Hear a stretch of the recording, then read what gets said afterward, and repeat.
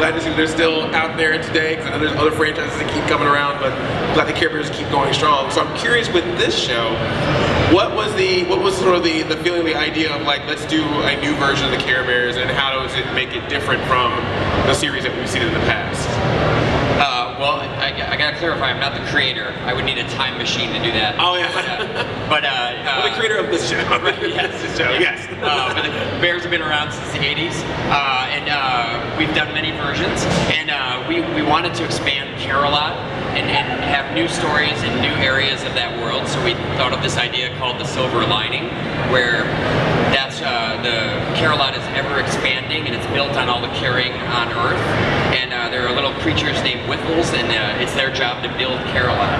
And so then we have a little team of Care Bears who are running around the Silver Lining, helping the Whiffles solve their problems and stop a bad guy named Bluster. Yeah, but that's pretty much it. Nice. And that's one thing I noticed, is that you kind of have like some Care Bears, like Tenderheart and Wish Bear, like kind of at the helm, checking out the care meter to see how things are going. But then you have the other bears who are kind of like out on the ground, making sure that everything's working well. What was kind of the decision, the deciding what bears to use, because there's so many different Care Bears, which ones to use particularly for this series? We kind of look over the years, like fan favorites. They're the same few kind of bubble to the top. And then also we just think of a balance of males, females, and then character types, and what would be a good personality mix, and just try to get a nice core team of 5 that are really strong. And that's what we went for. Awesome. Are there opportunities for maybe other bears to make some guest appearances as the series goes on? Oh sure, yeah. We have lots of surprises throughout. Alright, cool. I'm looking forward to any more bears, or even some cousins, you know, whatever happens. So maybe next season. Oh, okay. Cool. So, what was the style of just like the storytelling that you wanted to bring to this series? Because, you know, obviously you could sometimes tell with comedy, you want to obviously have the heart and everything. So what was sort of the tone that you wanted to go for when making this? We wanted to go for comedy. We wanted to be funny. We think that helps older kids enjoy it too, and not just younger kids.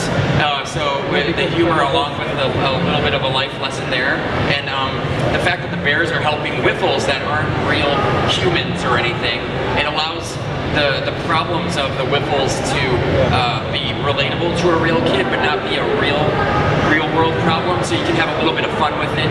You can laugh at, you know, maybe a situation that someone's dealing with, but you know, it still relates to a real kid. So you can kind of have fun as you're learning. And voicing a couple of the bears yourself. Nick, what's it like? Yeah. Yes. So tell us about your vibe on Grumpy, and then on Tenderheart. They kind of came to me right when I received the script from Marcia Goodman. She's our awesome voice director for the cartoon. I got the script and I saw Grumpy and Tenderheart. They were kind of my 2 favorites as a kid growing up watching the show, so I kind of was magnetized to them right away. So I recorded the auditions right away, sent them, and the next thing I knew, I got an email 2 weeks later going, "Oh, Ryan wants you for both," and I was like, "Oh, okay." And it's great fun voicing them, because you really get to go back to being a kid again. And I love that the cartoon has combined the nostalgia of the 80s and combined that into the more modern day feel and twist to it, both with the animation and with the way the voice acting is.